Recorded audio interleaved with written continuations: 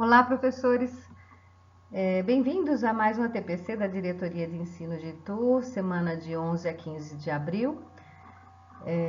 Eu sou Esther, faço parte da equipe do Núcleo Pedagógico, estou há 20 anos à frente das escolas dos anos iniciais e hoje tenho o prazer de estar com toda a rede, né, para falar um pouquinho sobre o que a gente mais trabalha aqui, principalmente agora, depois da pandemia, que é a alfabetização.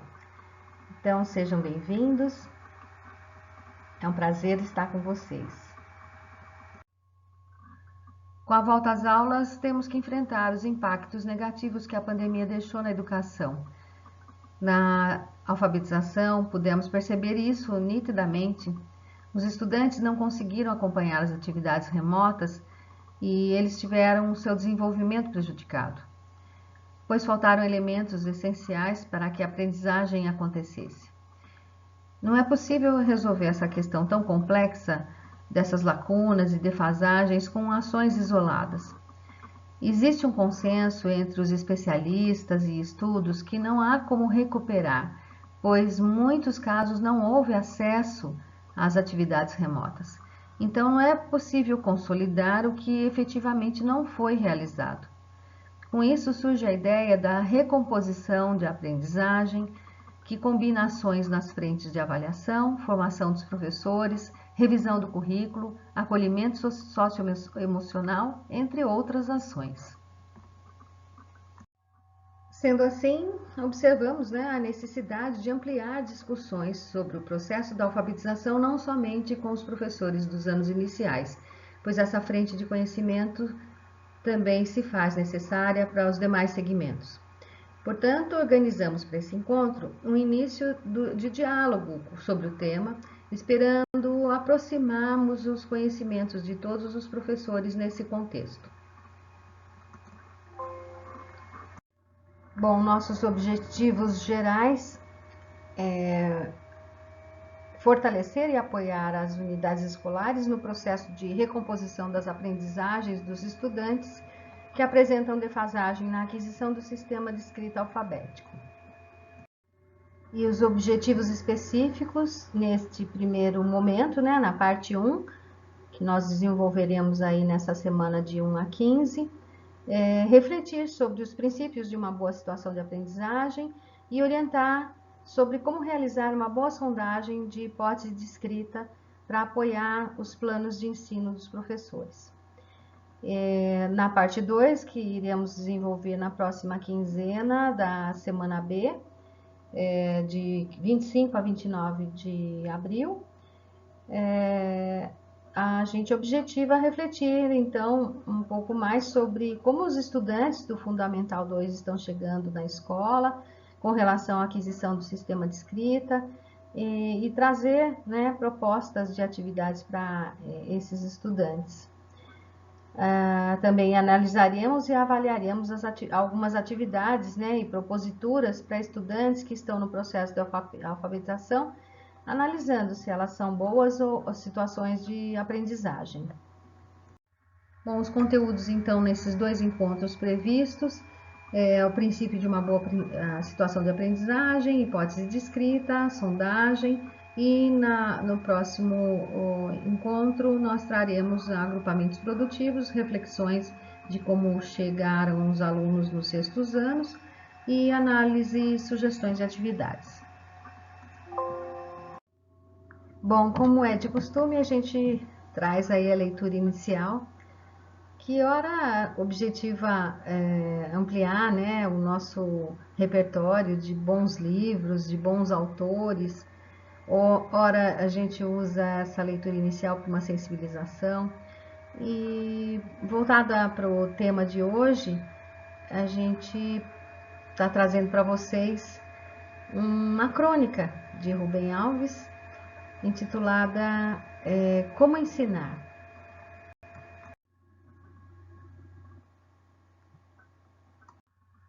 Se eu fosse ensinar uma criança a arte da jardinagem, não começaria com lições das pás, enxadas e tesouras de podar. Eu a levaria a passear por parques, jardins, mostraria flores, árvores, falaria sobre suas maravilhosas simetrias e perfumes e levaria a uma livraria para que ela visse nos livros de arte jardins de outras partes do mundo. Aí, seduzida pela beleza dos jardins, ela me diria para ensinar-lhes as lições das pás, das enxadas e tesouras de podar. Se fosse ensinar uma criança a beleza da música, não começaria por partituras, notas e pautas. Ouviríamos juntos as melodias mais gostosas e lhe falaria sobre os instrumentos que fazem a música. Aí, encantada com a beleza da música, ela mesma me pediria que lhe ensinasse o mistério daquelas bolinhas pretas escritas sobre 5 linhas. Porque as bolinhas pretas e as 5 linhas são apenas ferramentas para a produção da beleza musical. A experiência da beleza tem de vir antes. Se eu fosse ensinar uma criança a arte da leitura, não começaria com as letras e sílabas. Simplesmente leria as histórias mais fascinantes que a fariam entrar no mundo encantado da fantasia. Aí então, com inveja dos meus poderes mágicos, ela desejaria que eu lhe ensinasse um segredo que transforma letras e sílabas em histórias. É muito simples. O mundo de cada pessoa é muito pequeno. Os livros são a porta para um mundo grande. Pela leitura, vivemos experiências que não foram nossas e então elas passam a ser nossas. Lemos a história de um grande amor e experimentamos as alegrias e dores de um grande amor. Lemos histórias de batalhas e nos tornamos guerreiros de espada na mão, sem os perigos das batalhas de verdade. Viajamos para o passado e nos tornamos contemporâneos dos dinossauros. Viajamos para o futuro e nos transportamos para mundos que não existem ainda. Então, espero que vocês tenham gostado. Essa é uma crônica de Rubem Alves, né? Nascido em Campinas, ele foi psicanalista, educador, teólogo, escritor, pastor presbiteriano brasileiro, autor de livros religiosos, educacionais, existenciais e infantis. Ele nasceu em 1933 e faleceu dia 19 de junho de 2014.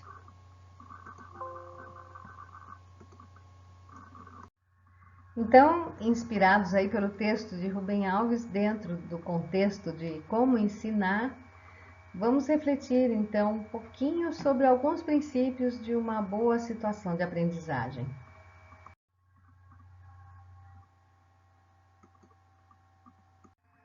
Quando nos referimos à situação de aprendizagem, estamos falando de algo que resulta da atividade planejada pelo professor, combinada com a intervenção pedagógica realizada durante essa atividade.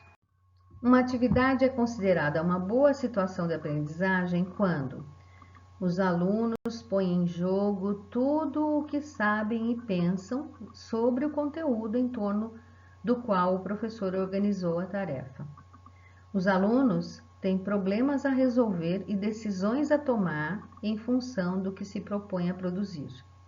O conteúdo trabalhado mantém as suas características de objeto sociocultural real e, por isso, no caso da alfabetização, a proposta é o uso de textos contextualizados e não sílabas, palavras ou frases soltas, fora de contextos.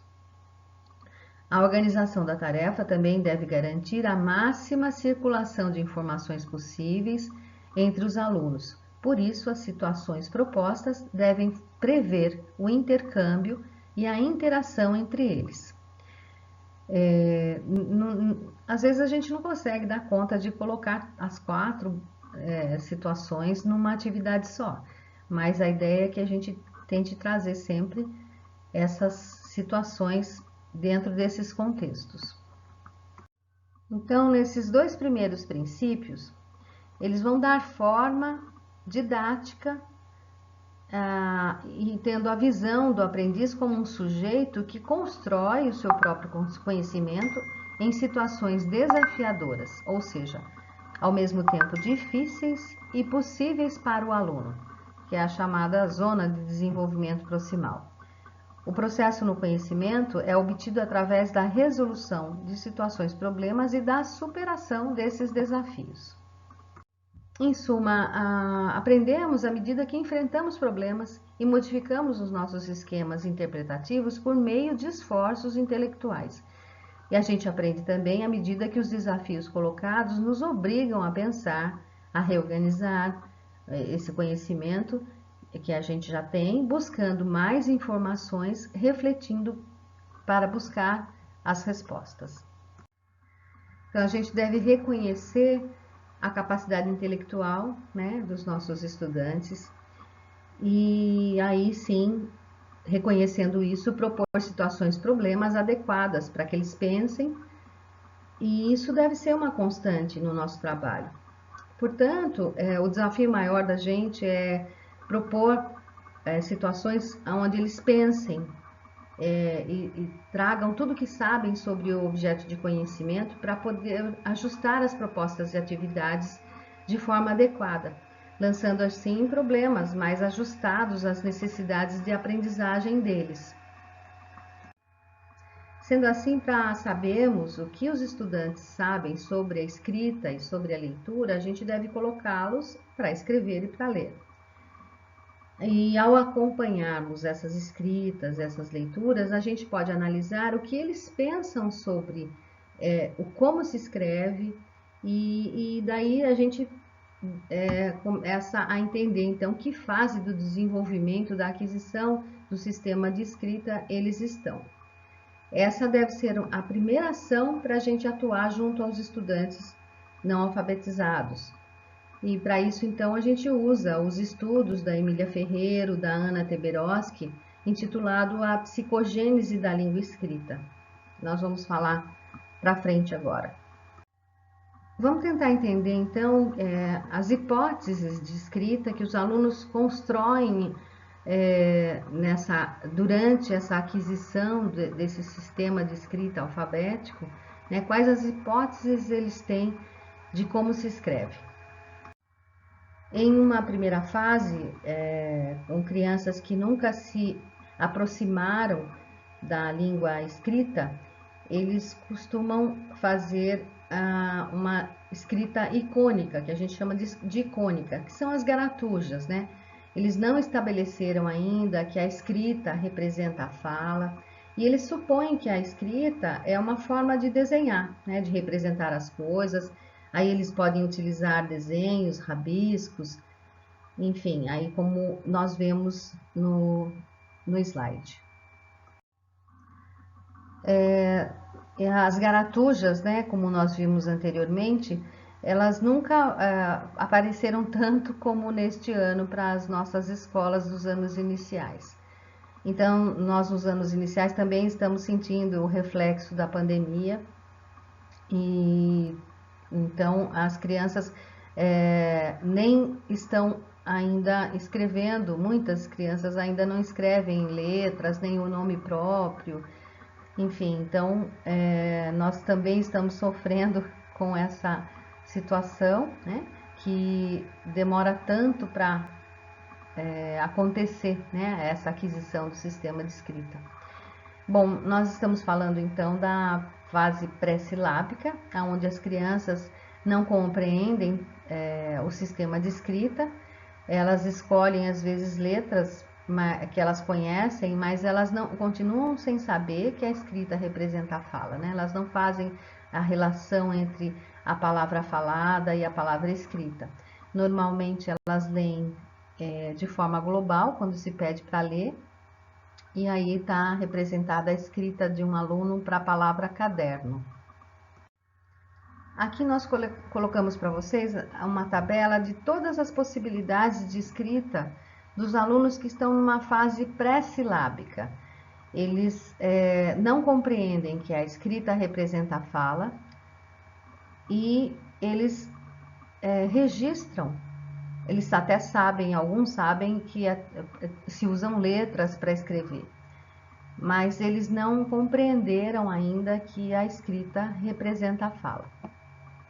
Então, quando se dita uma lista de palavras aqui, brigadeiro, pipoca, suco e bis, quem está na fase do grafismo primitivo faz as cobrinhas, né? Os grafismos, que provavelmente sejam porque eles observam as letras cursivas das pessoas, então eles acham que se deve escrever dessa forma.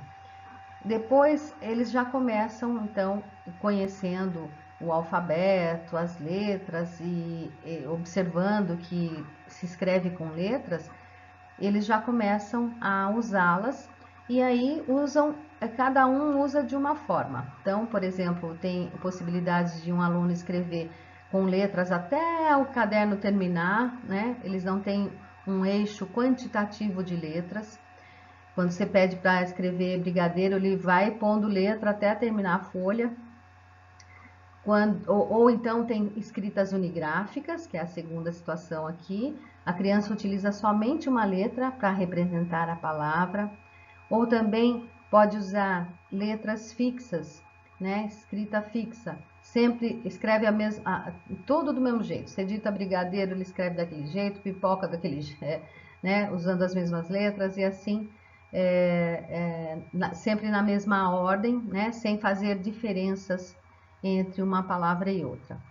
Depois alguns já começam a estabelecer um eixo quantitativo, então ele varia o número de letras para cada palavra ditada, então não sempre na mesma ordem, eles dão umas mudadas, porque sabem que para escrever palavras diferentes eu tenho que escrever de forma diferente, então ele usa as letras que conhece, variando um pouco a localização de cada uma.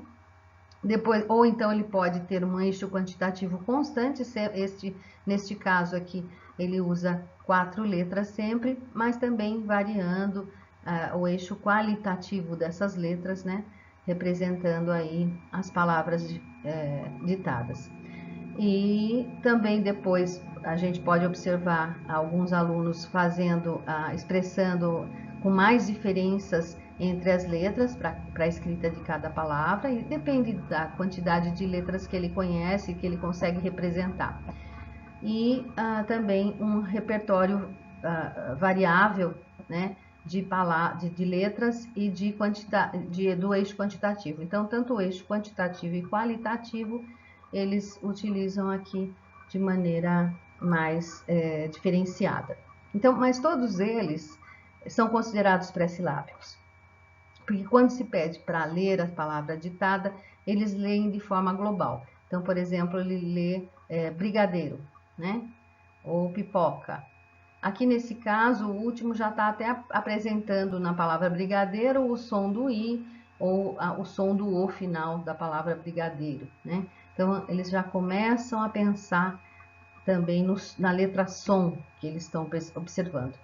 Mas eles ainda não estão numa fase pré-silábica. Bom, passando a fase pré-silábica, nós entramos na fase silábica. Nessa etapa, as crianças compreendem já que a escrita é uma representação da fala.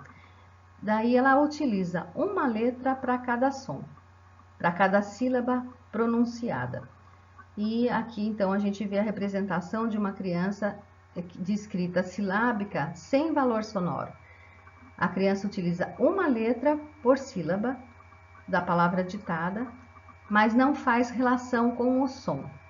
Então ela sabe que tem que escrever com letras e daí ele escreve então caderno. E a gente observa isso quando eles fazem a leitura.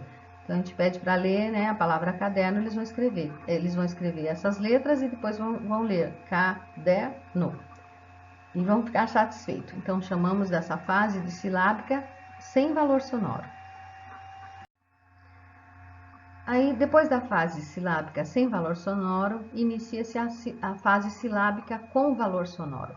A criança percebe que a escrita representa a fala e identifica os sons das letras, das sílabas, né? E utiliza uma letra para cada som pronunciado e com a letra que faz parte daquela sílaba da palavra.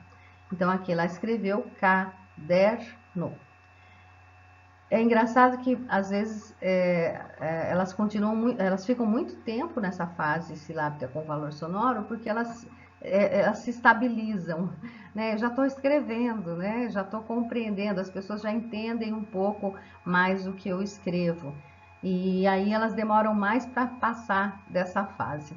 Elas se estabilizam nessa situação. Mas elas podem também, de repente, colocar a palavra ser só aqui. A mesma criança, quando escreve depois um caderno daqui um mês, por exemplo, elas vão escrever com a letra C, ou com a letra E aqui, ou com a letra O, né? Então elas vão usando os sons, mas representando uma letra para cada som da palavra. Essa é a fase silábica com valor sonoro. Aí chegamos à fase silábica alfabética, que é o momento de transição. Ora as crianças representam a sílaba com 2 letras, ora com uma letra só. Então, chamamos esse período então de fase silábica alfabética.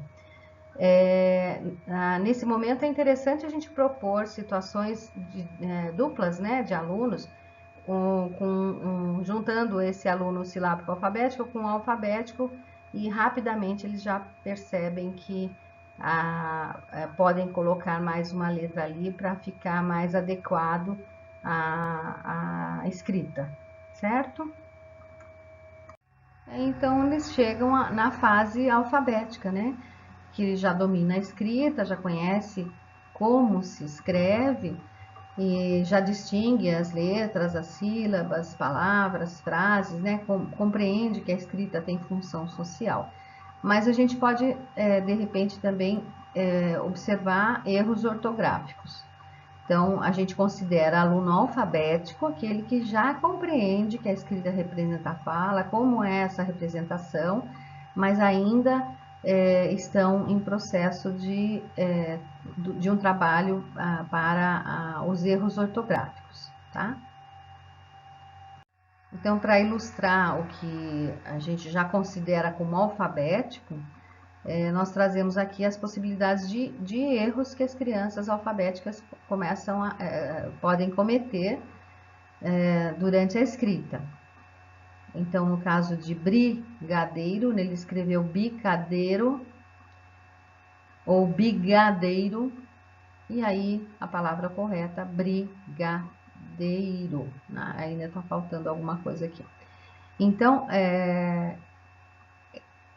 aqui eles estão ainda se organizando, né, para identificar as sílabas complexas, né, as sílabas não canônicas, que sílaba canônica é vogal, consoante, consoante, vogal, consoante, vogal. E as não canônicas são as consoante, consoante, vogal, né, no caso de bri, ou consoante, vogal, vogal, no caso de deiro, né, de dei, enfim. Então, ainda nós podemos observar alguns erros ortográficos, que normalmente quando a gente pede para a criança ler, ele já percebe que escreveu de forma incorreta, né, não convencional. Bom, como vimos, a alfabetização é um processo longo, né, de construção de hipóteses de como funciona o sistema alfabético de escrita. Por isso, a estratégia necessária para o aluno se alfabetizar não é a memorização, mas sim a reflexão sobre a escrita. Isso quer dizer que o sistema alfabético de escrita é um conteúdo complexo e, para compreendê-lo, não basta memorizar essas infinitas famílias silábicas. É preciso um processo sistemático de reflexão sobre as suas características e sobre o seu funcionamento. Então isso a gente precisa muito colocá-los para escrever e para que eles parem e pensem, né, no que eles estão escrevendo e lendo também. Vamos observar isso num vídeo onde as crianças são provocadas durante uma entrevista a demonstrarem o que pensam sobre a escrita. O que veremos neste vídeo ilustra uma parte do longo caminho que cada criança percorre desde o momento em que se dá conta da existência da escrita até o momento em que se torna capaz da autoria de textos coerentes, coesos e ortograficamente escritos. Emília Ferreiro e Ana Teberoski, que descrevem o processo pelo qual se aprende a ler e a escrever, mostraram que, ao contrário do que pensávamos, não é evidente para a criança que a escrita representa a fala, e que, para aprender a língua escrita, a criança precisa construir respostas para duas questões: o que a escrita representa e como ela representa. As crianças que veremos a seguir já compreenderam o que a escrita representa. Já sabem que a escrita é uma representação da linguagem. E estão agora empenhadas em descobrir o como, isto é, o modo pelo qual a escrita representa a fala na língua portuguesa.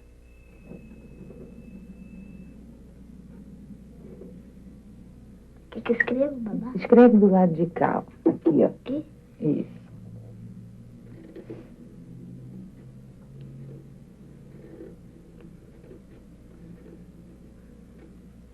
Mostra como é que lê, babá, com o dedinho. Passa lá pro mundo. Babá. Certo. E galinha, você sabe escrever? Mas você pode pensar um jeito de escrever, não pode? Então pensa aí, do seu jeito. Escreve embaixo.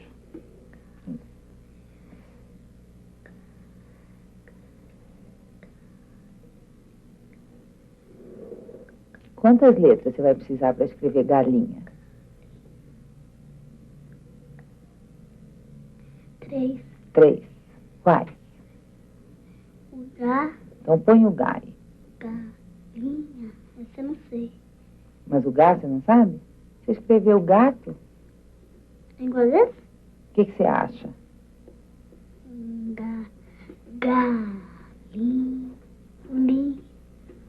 Vai pondo, vai pondo. Gá. Eu acho que é essa. Eu acho que é essa letra. Então. Galinha.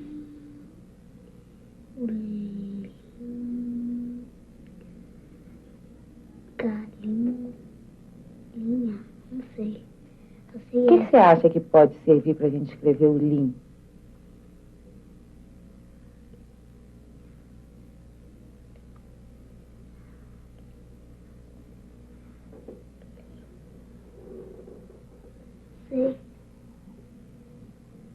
Sei. A professora não ensinou essa aí, não. O que a professora ensinou? Gato, babá, cavalo, dado, Escreve fada. cavalo. Cavalo. Ai.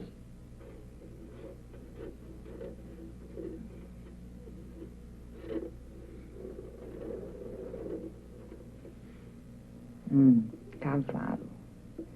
Mostra para mim com o dedo aí. Cavalo. Agora eu quero que você escreva vaca.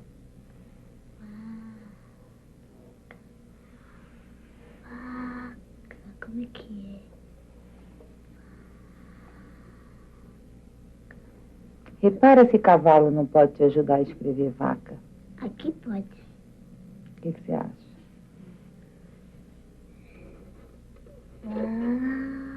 Vaca. Cada cavalo.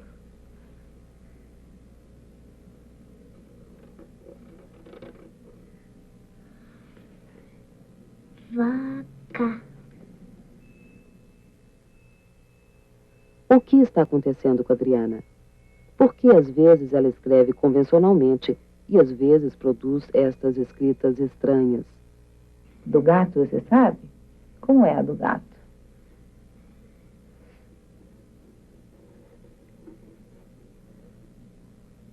O que está escrito? Eu não tô... Gato. Ficou muito pequenininho. Vê se você consegue escrever um pouco maior, porque está difícil de entender.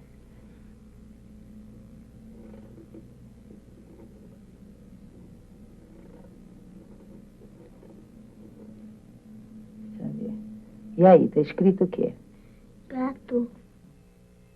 Aqui, Adriana acreditava ter escrito gato. Leu gato e ficou satisfeita. No entanto, isto não se repete na escrita de babá, nem da de cavalo. Mas quando se propõe a escrever vaca, volta a utilizar novamente uma letra para cada sílaba. Mas não qualquer letra, e sim a consoante correta.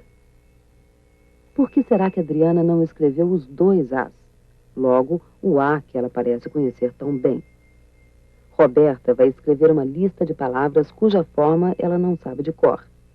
Vamos observar o que ela produz para tentarmos compreender o que acontece.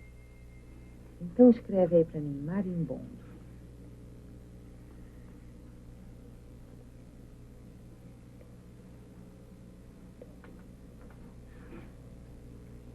Lê com o dedinho. Marimbondo. Muito bem. E rinoceronte, você conhece esse bicho? Não. Não? E dinossauro? Conheço. Então escreve dinossauro aí para mim.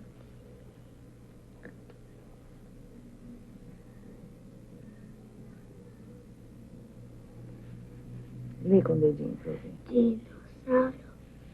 Muito bem. Agora eu quero que se escreva formiga.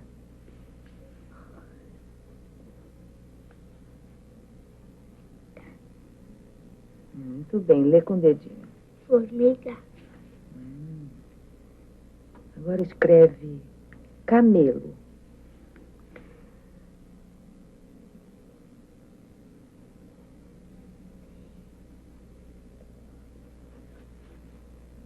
Muito bem. Agora escreve gato.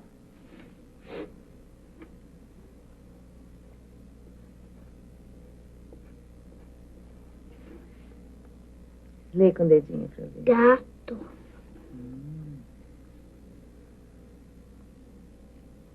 Agora escreve sapo.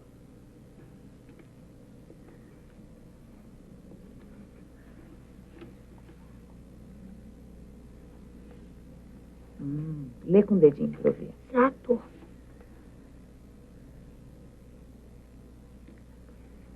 Agora eu quero que se escreva rã. Você conhece rã? Então escreve.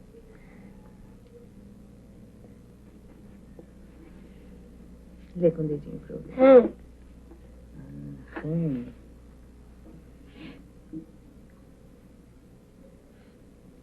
Agora eu quero que você escreva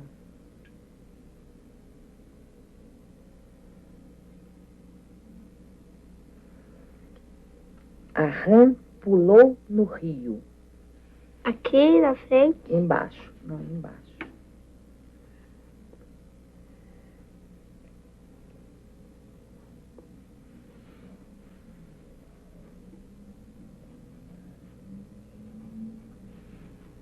Lê com o dedinho para eu ver. A rã pulou no rio. Muito bem.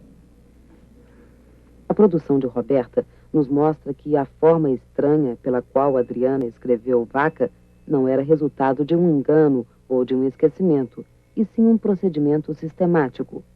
Com exceção de seu nome e das palavras gato e rã, Roberta escreve sempre uma letra para cada sílaba. É interessante observar que nas palavras onde ela usa exclusivamente consoantes, desde que se saiba que é uma lista de nomes de animais, é perfeitamente possível deduzir o que ela escreveu. Roberta está escrevendo dentro das regras de um sistema silábico. Sua hipótese é que a cada segmento de escrita, ou seja, a cada letra, deve corresponder um segmento da fala. Segmento este que ela, como toda criança que recém descobriu o que a escrita representa, pensa que deve ser a sílaba. Formiga. A escrita de gato é alfabética, da mesma forma.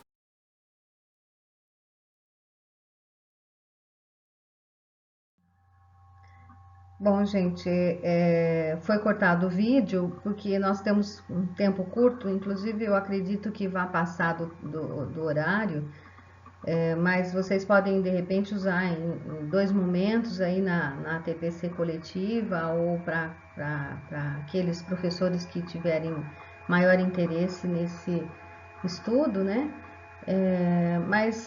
Voltando ao que nós observamos no vídeo, a gente pôde perceber que a Adriana e a Roberta estão na fase de escrita silábica com valor sonoro. A Adriana escreveu várias palavras alfabéticas, mas a hipótese mesmo real dela é que se escreve com uma letra para cada som, né? Quando a gente observou aí a escrita dela para a palavra vaca. As que elas escrevem ortograficamente correta, elas têm um dicionário mental memorizadas, né? Mas a gente então pode perceber que só trabalho com a memorização não é suficiente, né, para que eles atinjam a base alfabética. Pois quando eles são colocados, né, para escrever uma palavra não memorizada, aí eles apresentam aí a real hipótese de escrita, que é a silábica com valor sonoro. Isso é, né, uma letra, um grafema para cada som, para cada fonema da palavra ditada. Então, a escrita é um conteúdo conceitual, portanto, é um processo de aprendizagem se dá pela compreensão e não somente pela memorização, né, de letras e sons. Então, agora a gente vai trazer algumas dicas de como realizar uma boa sondagem com as crianças na sala de aula. Então, vamos a um momento diagnóstico, né, que para o professor, um momento de reflexão sobre o sistema de escrita pelo estudante. Porque a sondagem não é uma situação avaliativa somente, né, ela pode ser um bom exercício durante as aulas, né, quando se pede para fazer uma lista de compras, por exemplo, a gente pode dar a sondagem como uma atividade, né, onde a gente pode até fazer intervenções, porque nessas anteriores que nós vimos, foi só uma entrevista para mostrar para vocês como as crianças pensam na hora de escrever. Mas na sondagem ou numa atividade, você pode fazer uma intervenção, porque é um momento rico, né, que a gente tem aí para fazê-los pensar sobre os sons e a escrita das letras. Então, vamos nos aproximar mais observando um vídeo onde ocorre isso em sala de aula.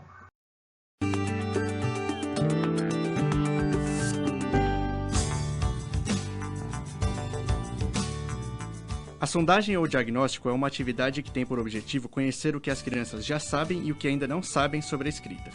Assim, o professor pode planejar as atividades de leitura e escrita que vai realizar com sua turma para que elas sejam de acordo com as necessidades de aprendizagem dos alunos. E eu vou falar algumas palavras, nomes de fantasias do carnaval. Vocês vão escrever da maneira que vocês sabem, só que vão tentar se esforçar para sair o melhor possível. Tudo bem? Bailarina. Todo mundo vai escrever bailarina. Recomenda-se que ele comece por uma palavra polissílaba, depois uma palavra trissílaba, depois uma dissílaba, por último a monossílaba. Por quê? Porque nós já sabemos que é muito difícil para uma criança não alfabética escrever uma palavra monossílaba, porque isso causa um conflito, né? Quantas letras tem uma palavra monossílaba, né? E as crianças usam como critério escrever no mínimo com 3 letras. Então, para não gerar um conflito que a gente sabe que vai ocorrer logo no início, logo de cara, por isso que a gente coloca por último a palavra monossílaba. É interessante que as palavras do ditado sejam do mesmo campo semântico, para a criança ficar mais localizada em relação ao que está sendo ditado. Além disso, é importante ditar também uma frase que contenha uma das palavras que estão na lista do ditado, para depois comparar se houve identidade nessas escritas ou não. A bailarina desfilou. Terminado o ditado, é importante que logo em seguida o professor analise o material produzido pela turma e faça uma triagem. Então, enquanto as crianças fazem uma atividade diversificada, e nesse momento eu preciso separar, fazer uma triagem daqueles que eu vou chamar novamente na minha mesa para colher maiores informações. Porque às vezes as escritas, elas são um pouco misteriosas. Nem todas as escritas são aquelas silábicas com valor sonoro convencional, né? Que o professor olha e identifica. Bailarina. Acaba aqui a palavra? Bailarina? Você acha que precisa dessas letras ou não precisa? Você acha que não precisa? Tá. Isso. E aqui, você se lembra qual que era a terceira palavra? Cuca. Leia e aponta com o dedo. Cuca. Muito bem. Ó, rei. Com que letra você acha que começa? Eu. Então pode colocar.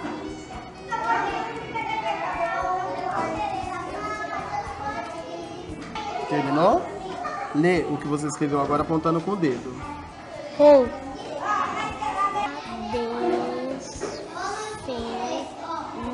Muito bem. Algumas crianças podem estar em fase de transição de hipóteses. Esse momento pode ser indicado na grafia, mas é importante fazer a leitura juntamente com o aluno para entender como a criança está pensando. Vamos fazer a leitura delas. Você se lembra qual é a primeira? Qual que era a primeira? Bailarina? Então você vai ler e apontar o dedo aonde você está lendo, tá?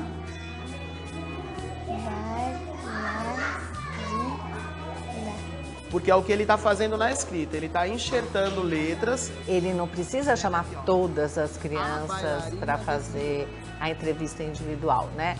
Crianças que já apresentam escritas alfabéticas, né? Não precisam ser chamadas. Aqui no soldado e Cuca, nas duas ela utilizou a letra C, mas ela sabe então que o C tem esse som de S em alguns momentos e que às vezes não. Isso já é um ganho, já é uma informação que ela me apresenta. Eu preciso trabalhar questões de ortografia com ela. O registro criterioso dessas sondagens bimestrais é importante para que a instituição e os pais possam acompanhar a evolução das crianças. E também é fundamental para o desenvolvimento dos próprios alunos. Se ele tiver, né, alunos alfabéticos e alunos não alfabéticos, ele precisa trabalhar conteúdos diferentes, né? Então, enquanto os não alfabéticos precisam de atividades de reflexão sobre o sistema de escrita, os já alfabéticos precisam avançar.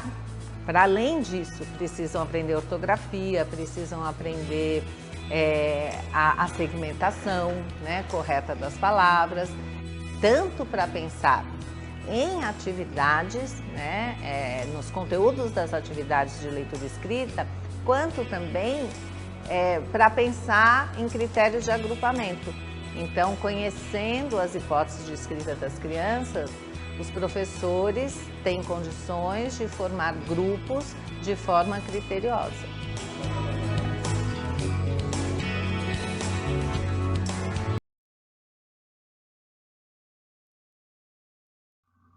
Então, completando as dicas aí do vídeo, né, para a sondagem, evitem de ditar palavras com sílabas contíguas, né, por exemplo, banana.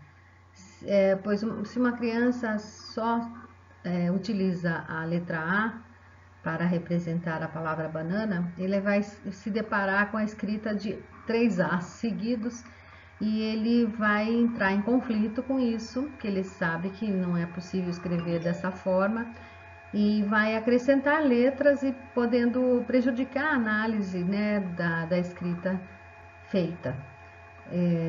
Então, retomando a ideia de começar a sondagem com uma polissílaba, depois com uma trissílaba, uma dissílaba e uma monossílaba dentro de um mesmo campo semântico, é importante porque ao fazer essas diferenciações entre as palavras, nós trazemos a possibilidade de reflexão sobre o eixo quantitativo da escrita, né?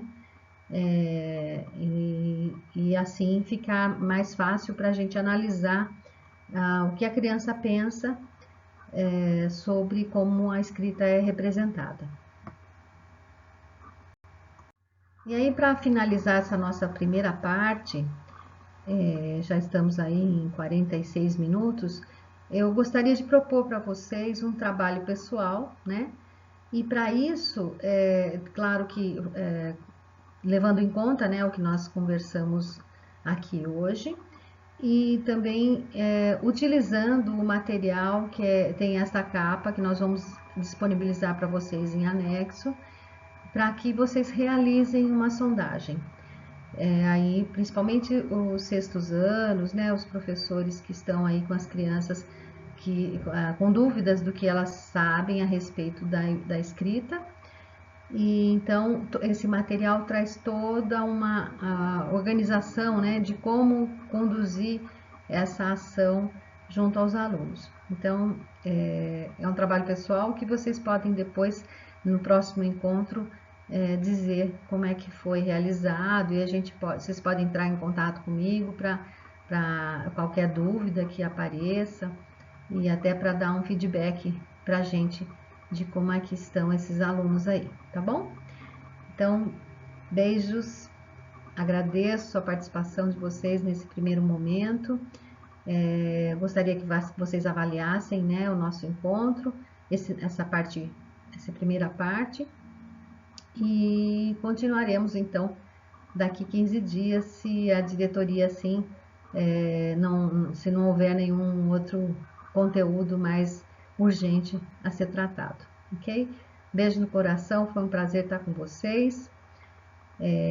Eu estou com a minha colega Mirelle no nosso, como parceira nesse trabalho, então nós estamos lá à disposição. Grande beijo, muito obrigada pela atenção.